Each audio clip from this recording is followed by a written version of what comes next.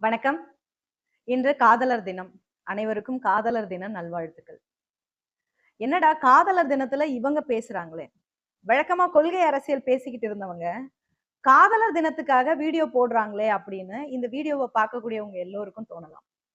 காதல நாம அன்பு, பேரன்புன்னு சொல்றோம். பொதுவா காதல் என்பது ஒரு சமூகத்தை தாண்டி, மொழியை தாண்டி, இனத்தை தாண்டி ஒரு பேரன்பினால் வரக்கூடிய ஒரு பிணைப்பு தான் அப்படிங்கிறது எல்லோருக்கும் தெரியும்.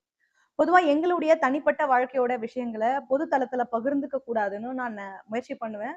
அந்த நினைப்பின் அடிப்படையில 95% நான் அத செஞ்சது கிடையாது. பெருசா போட்டது கிடையாது. நான் செய்த கலைப்பணி, தேர்தல் பிரச்சாரம், நான் போகக்கூடிய கூட்டங்கள், அந்த கூட்டங்கள்ல நான் பேசின வீடியோக்கள் தான் மேக்ஸிமம் போட்டிருப்போம். மனித வாழ்க்கையில எவ்வளவு சிக்கல்கள், நெருடல்கள் வந்தாலும், இருமனம் ஒற்று ஒரு வாழ்க்கைய நடத்துறது தான் சமூக போராளிகளினுடைய வாழ்க்கையில மிக முக்கியமான ஒரு விஷயமா நான் பார்க்கிறேன். சாதியை தாண்டி காதல் செய்தா இன்றைக்கு எத்தன பேர படுகொலை செய்றாங்க. ஜாதி வெறி படுகொலைகள நிகழ்த்திக்கிட்டே இருக்கிறாங்க. இது எல்லாமே நம்ம எல்லாருக்கும் தெரிஞ்சது தான். இந்த காதலை ஒரு சமூகத்தின் ஜாதி ஒழிப்பு அடையாளமா, சமூக கலைப்பின் அடையாளமா பார்க்கறதுக்கு பதிலா, மனித எதிர்ப்பின் அடையாளமா தமிழ்நாட்டுல பார்க்குறாங்க. அதனால ஏற்படுற சிக்கல்கள் நாம நெறைய பார்த்துட்டு இருக்கோம். உதாரணத்துக்கு கண்ணகி முருகேசன்ல தொடங்கி ஜாதி மறுப்பு திருமணங்கள் செய்றவங்கள இன்னைக்கு வரைக்கும் படுகொலை செய்றது தொடர்ந்துகிட்டே தான் இருக்கு. பொதுவா காதலர் தினத்த ஜாதி ஒழிப்பு தினமாவே நாங்க கொண்டாடுறது ஒரு வழக்கம். அப்ப எங்களை போன்றவர்களோடு, பெரியாரிய, அம்பேத்கரிய உணர்வாளர்களோடு இந்த காதலர் தினத்த நாங்க கொண்டாடுவோம். அப்படி பல நிகழ்ச்சிகள்ல கடந்த காலங்கள்ல நாங்க கலந்துகிட்டு இருக்கோம். நாங்களும் நிகழ்ச்சிகள செய்திருக்கோம் காதலர் தினத்துக்காக. இந்த வருஷத்தோட 15வது வருஷ நிறைவு எங்களுடைய திருமண வாழ்க்கை. 16வது ஆண்டு அடியெடுத்து வைக்கிறோம். ஒரு திருமணம்ங்கிறது வந்து சடங்கு மறுப்பு, தாலி மறுப்பு, சுயமரியாதை திருமணம், பௌத்தத்தின் அடையாளமா ஒரு மாலை நேர நிகழ்ச்சியா எங்களுடைய திருமணத்த நாங்க நடத்திக்கிட்டோம். நாங்க சடங்குகளை, தாலியை, சம்பிரதாயங்களை எல்லாம் மறுத்து திருமணம் செய்றது எங்க குடும்பங்கள்ல நாங்க தான் ஒரு முதல் தலைமுறை. எங்களுக்கு பல பிரச்சனைகள் இருந்தது. முதல் தலைமுறையா சுயமரியாதை திருமணங்கிறது, எந்த சடங்கும் இல்லாம நடக்கிறதுங்கிறது, குடும்பத்தில இருக்கிற எல்லாருக்கும் ஒரு புதிய அனுபவம். அத யாரும் ஏற்கறதுக்கு மனம் இல்லாம இருந்தாங்க. அப்படி இருந்தாலும் 2 பேருடைய வீட்லயும் பேசி, புரிய வச்சு, பெற்றோர்களோட சம்மதத்தோட தான் எங்களுடைய திருமணம் நடந்தது. இப்படி சடங்கு மறுப்பு, தாலி மறுப்பு, திருமணம் செய்ததால பாதகங்கள் அதிகமா இருந்தது. ஏன்னா, ஒருவேள குழந்தை பிறக்க லேட் ஆனா கூட, "நீ இப்படி கல்யாணம் பண்ண, அதனால தான் உனக்கு இப்படின்னு" தூற்றுவதற்கு பொது சமூகம் தயாரா இருந்தது. எப்பவுமே தயாராவும் இருக்கு.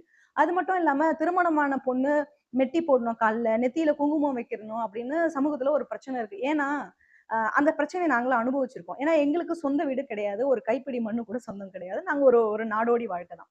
அப்ப எங்கெல்லாம் வாய்ப்பு கிடைக்குமோ, எங்கெல்லாம் உழைக்க முடியுமோ, அந்த இடங்கள்ல நம்ம சமூகத்துக்காக நம்மளால முடிஞ்சத ஏதோ செய்யணும்னு நெனைக்கிறோம் அவ்வளவுதான். இப்படியான சூழல்ல நம்ம வாடகை வீடு கேட்டாலோ கொடுக்க மாட்டாங்க.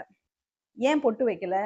மெட்டி ஏன் போடல?" அப்படிங்கிற கேள்வி வரும். "நீங்க என்ன ஜாதின்னு?" கேள்வி வரும். அத விட முக்கியமா, "நீங்க என்ன கறி சாப்பிடுவீங்க?" அப்படிங்கிற கேள்வி வரும். இதெல்லாம் நாங்க எதிர்கொண்டிருக்கோம். எங்கள போல நெறைய பேரு இந்த இந்த விஷயங்கள எதிர்கொண்டு இருப்பாங்கன்னு நான் நம்புறேன்.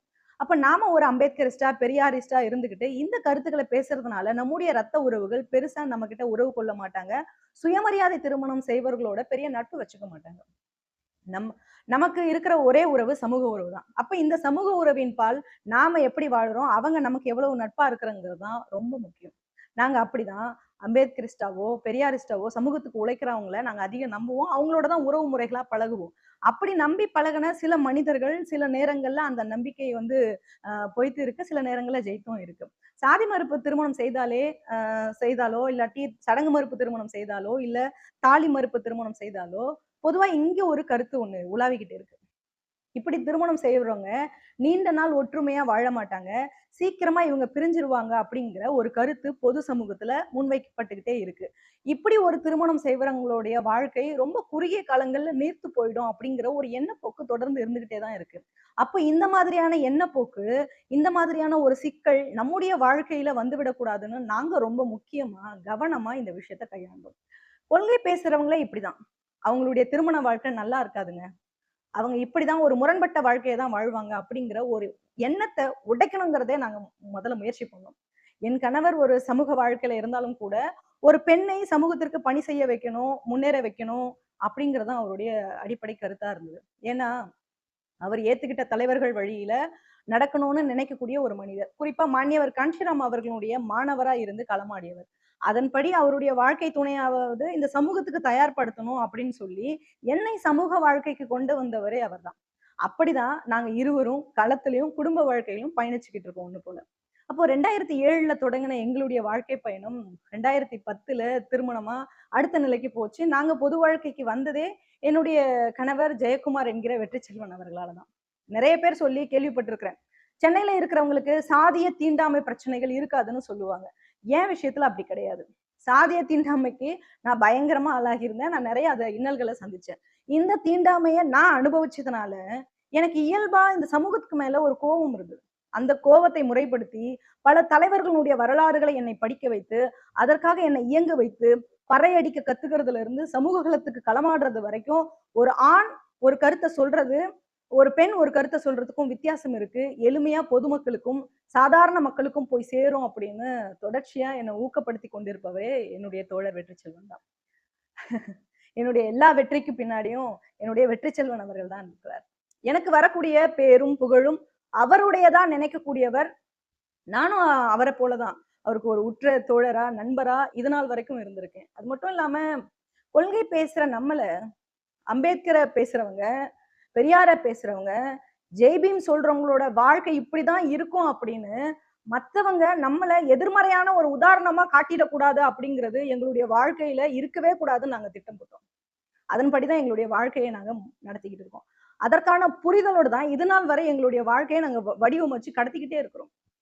நம்முடைய கொள்கை தலைவர்கள் மகாத்மா ஜோதிராவ் பூலே, சாவித்ரிபாய் பூலே போல, பாபா சாஹிப் அம்பேத்கர், ரமாபாய் போல, தந்தை பெரியார் நாகம்மை போல, மீனாம்பாள் சிவராஜ், தந்தை சிவராஜ் போல, அன்னை சத்தியவாணி முத்து, இந்த தலைவர்களை போல கணவன் மனைவியா பொது வாழ்க்கையில களமாடணும்னு நாங்க நினைச்சோம். எங்களோட வாழ்நாள் இறுதிக்குள்ள ஏதோ ஒரு விஷயத்த சமூகத்துக்காக செய்துட்டு போகணும்னு உறுதியா இருக்கிறோம். எங்களோட மகளையும் நாங்க அப்படிதான் உருவாக்குறோம். பொது வாழ்க்கையில ஒரு ஆண் தன்னுடைய மனைவியை முன்னிலைப்படுத்தினா, தன்னுடைய மனைவியை முன்னிலைப்படுத்தி இயங்குறதெல்லாம் ஒரு பொழப்பான்னு பேசுற அளவுக்கு தான் இன்னமும் சமூகம் இருக்கு. நானும் எனது கணவரும் ஒற்றுமையா விட்டு கொடுத்து அப்படி ஒருத்தருக்கு ஒருத்தர் விட்டு கொடுத்து வாழ்ந்தாலும், கணவராய் இருக்கக்கூடிய ஒரு ஆண் தன்னுடைய மனைவி இடத்துல அதிகாரம் செலுத்தலனா கூட, அந்த ஆணை வசை சொற்களால் எள்ளி நகையாடக்கூடிய சமூகமா தான் இன்னும் இருக்கு. இதெல்லாம் யாரு சொல்லுவாங்கன்னா, தன்னுடைய வீட்டுல இருந்து ஒரு பெண்ணை கூட அரசியல் படுத்தாத தற்கூரிகள் தான் இது போல பேசிட்டு சுத்துவாங்க. எங்களுடைய வாழ்நாள்ல ஏதோ ஒரு கான்ட்ரிபியூஷன் இந்த சமூகத்துக்காக பண்ணணும்னு நினைச்சு நாங்க தொடர்ந்து எங்களுடைய பணியை எவ்வளவு தடைகள் வந்தாலும், எவ்வளவு இடையூறுகள் வந்தாலும் தொடர்ந்து பண்ணிக்கிட்டே தான் இருக்கிறோம். அம்பேத்கரையும் பெரியாரையும் பேசக்கூடிய ஆண்கள் இருக்கிறாங்க பொதுவா. அப்படி இருக்கக்கூடிய சில ஆண்கள் தங்களுடைய வீட்டுல இருக்கக்கூடிய பெண்களை அரசியல் களத்துக்கு, பொதுத்தளத்துக்கு அழைச்சிட்டு வந்திருக்கிறாங்களான்னு கேட்டா ரொம்ப சொற்பமான எண்ணிக்கை தான்.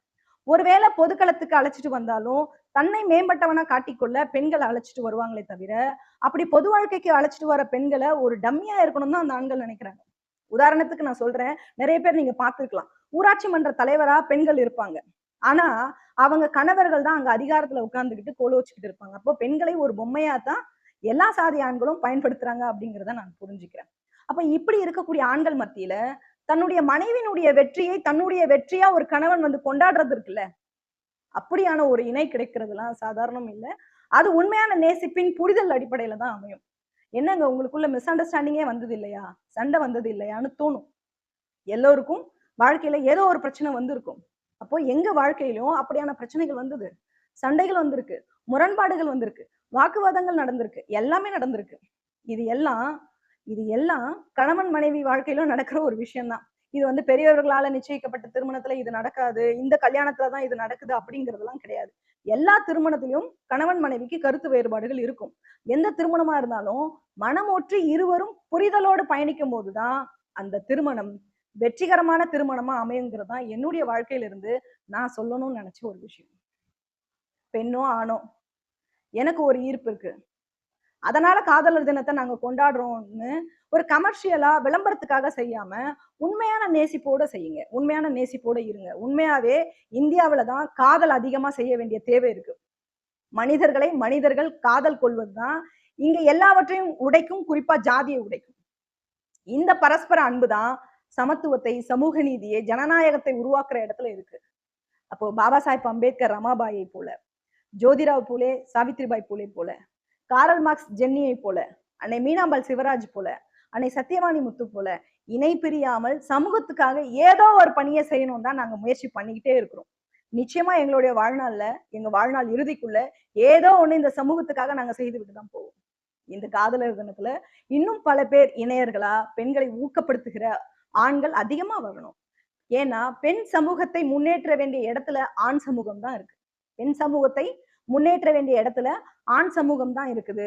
பெண்களும் தன்முனைப்போடு பொது வாழ்க்கைக்கு வந்தால்தான் இங்க உண்மையான சமத்துவத்தை நாம உருவாக்க முடியும்.